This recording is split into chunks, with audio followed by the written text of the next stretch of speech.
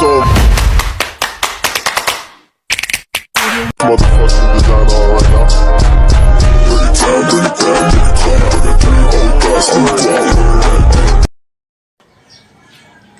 Good morning mga kachi. Kumuha nga pala ako ng talbos ng kalabasa kasi nakita ko sa third video na ito pala ay yung talbos ng kalabasa ay ginugulay. At isa pa, yung pinakadulo daw nito ay dapat daw tanggalin para daw marami ang magawa ng bunga. Wait lang ko ako ng pinggan mga kachi.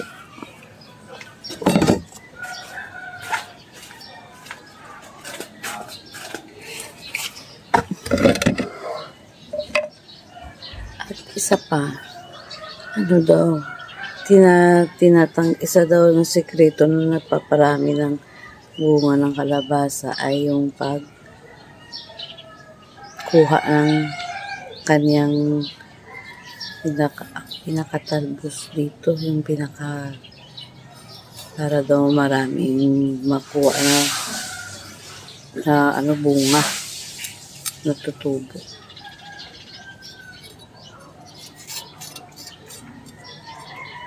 So ayun, ang hirap pala nito kasi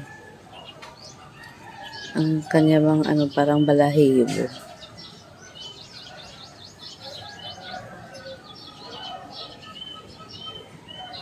Nakita ko, tinanggalan niya ng mga talbos, tinanggalan niya yung mga talbos. Nakita ko na maraming bunga ng kanyang kalabasa.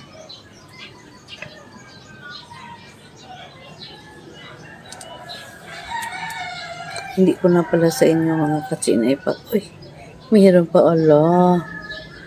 Siguro baka magbuo yun.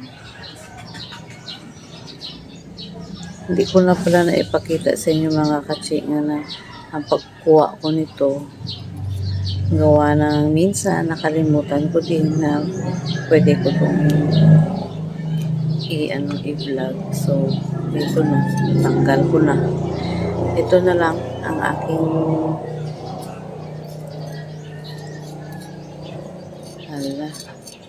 grabe ng balahibo.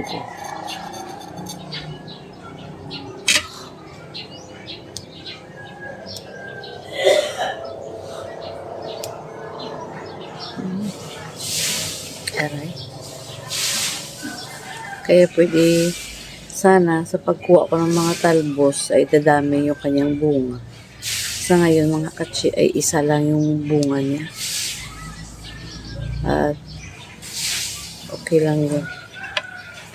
Yun naman talaga sa simula eh.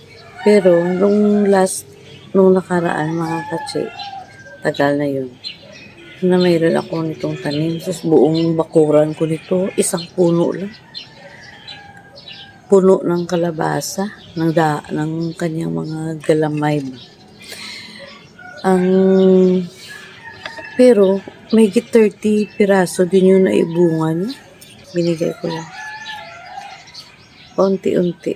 Pero yung pinakalas na harvest ko ay kita ko na talagang tuyo. Parang nanunuyo na yung mga dahon, naninilaw na. So, ko siguro, mga mahigit, piraso, mga 15.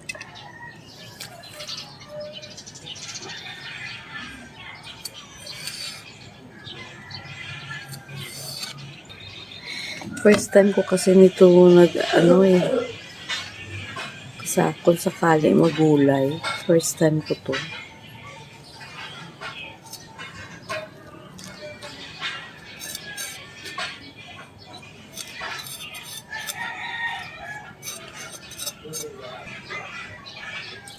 Ay! Ano ba yan?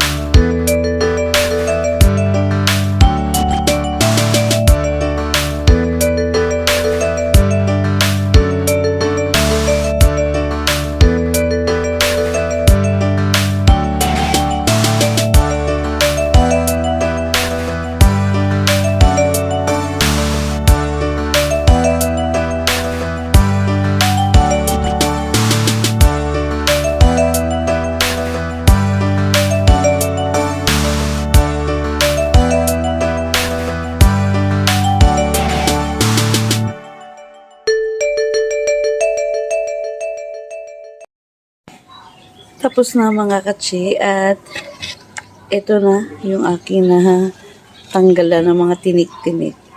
Pero mayroon pa ako isang nakita. Saan ba yun? May nakita ako eh.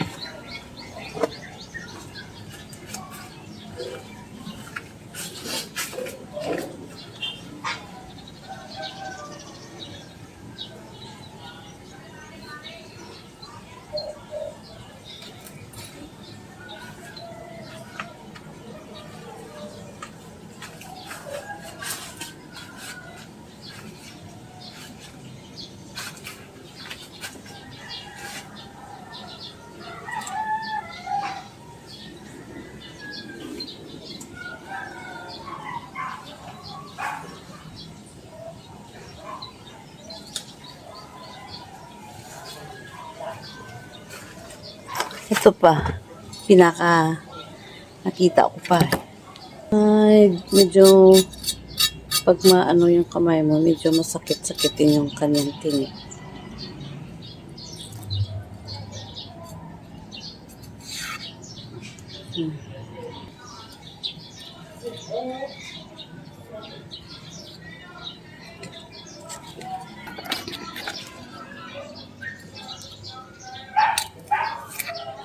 Ay, parang matanda na yung tuwa ko.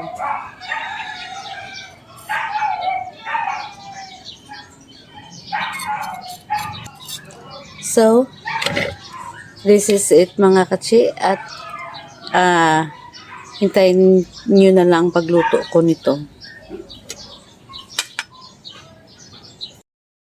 Good morning mga katsi. Ngayon ko lang pala lulutuin yung aking yung nilinis ko lang talbos ng kalabasa. Ngayon ko lang lulutuin.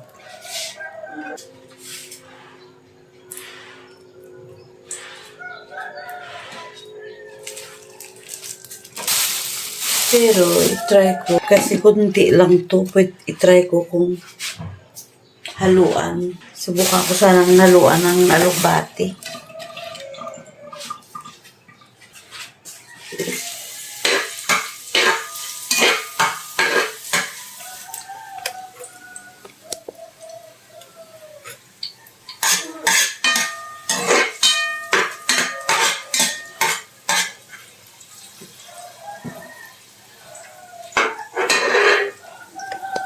Ayan.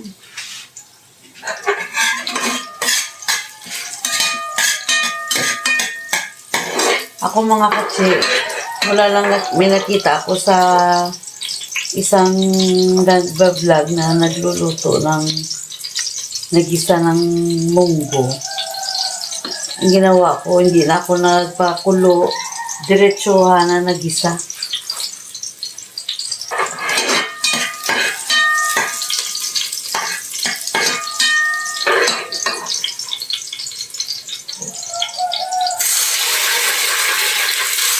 Ito yung munggo ko.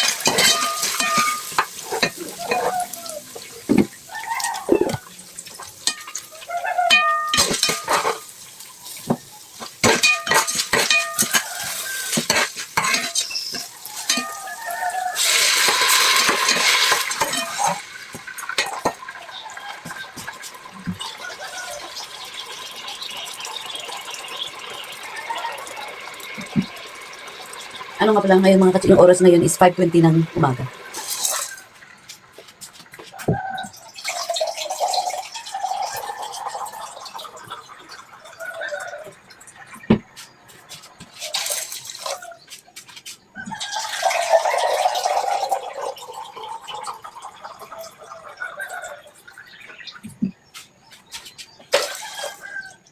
Pwede na ba yun?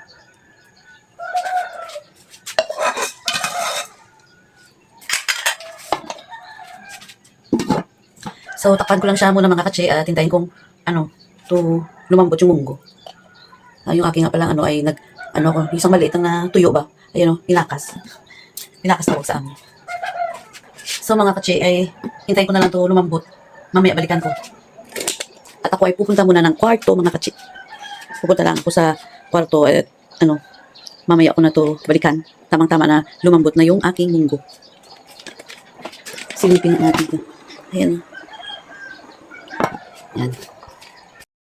Dahil lumiwanag na mga katse, at ito na yung aking munggo. Ayan Kita ba? Tamang-tama ang kanyang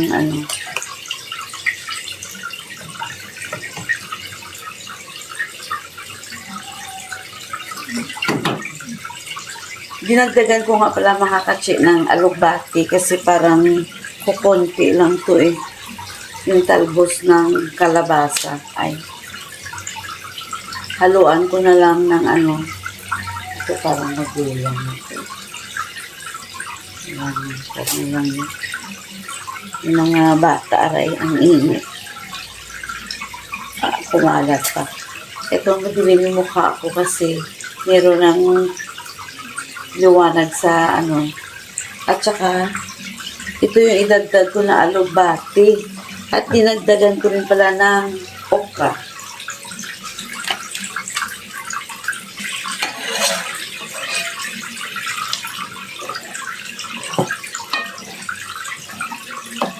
Didurugin muna natin mga katse yung munggo. Aray.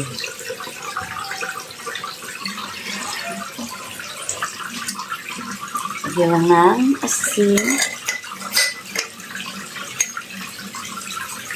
Wala bitsin.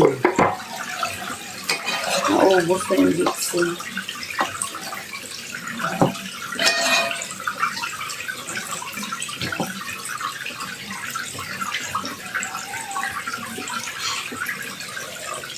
Ito na. Parang malambot naman yung munggo. Wala na. May nakuha ako doon sa garden ko na 2 piraso. Hindi ko na na-i-vlog. Mayroon ako dyan maliit na taniman. Hindi ko alam kung ano kayong mas maganda unahin. Inuna ko na yun. Kasi meron siya mga stem na matitigas.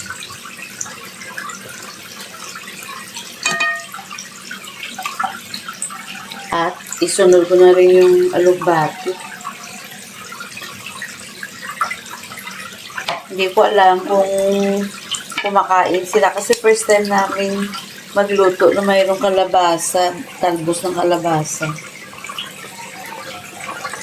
Ayan. Mas gusto ko kasi mga katsi yung mga may mga dahon-dahon.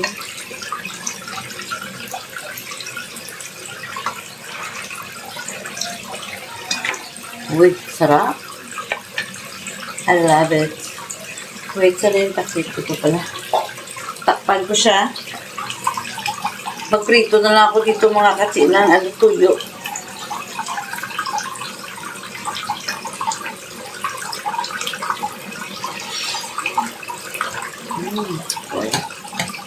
Okay na, kahit walang aliksi. Ito nga pala ang iparis ko, piniritong uga. Okay. Mamaya pagkasain. Ito mga katsa. Yan. Ito yung salmoniti. Yan. Ito yung pinipituhin ko. Ito yung nilagay ko sa gulay. 1 piraso lang. Mamaya ay prito ako. Yan. Okay. Tama na. Tama na. Kasi hindi maganda pag malanta. Huwag ko lang takpan para Green pa rin siya.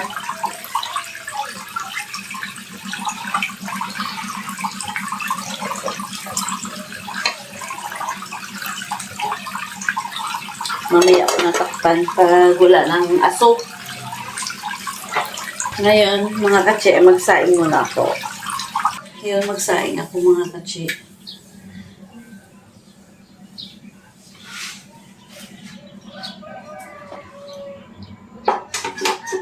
Ayun na, nagsaing na tayo mga katse.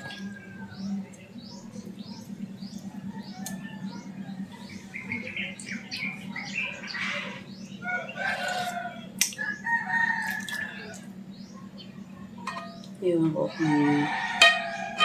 kasi parang so mga katsi ay ang ano ba i-update ko nga pala kayo sa aking kalabasa.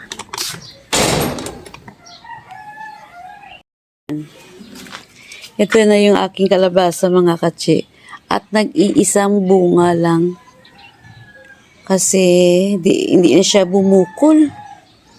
Yun o, diba? Ang laki na o.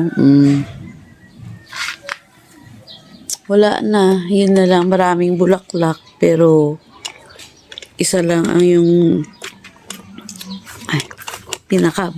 ayan o. Marami siyang bulaklak. Pero, hindi na siya bumukol.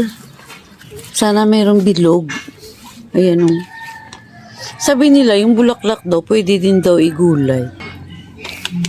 Ayan, shout out sa aming loan. Ito nga pala yung aking okra na kinuha. Ayan. Ito yung okra ko. Tsaka yung aking nyug.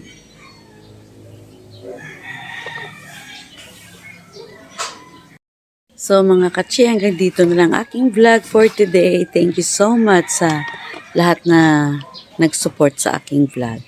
Bye!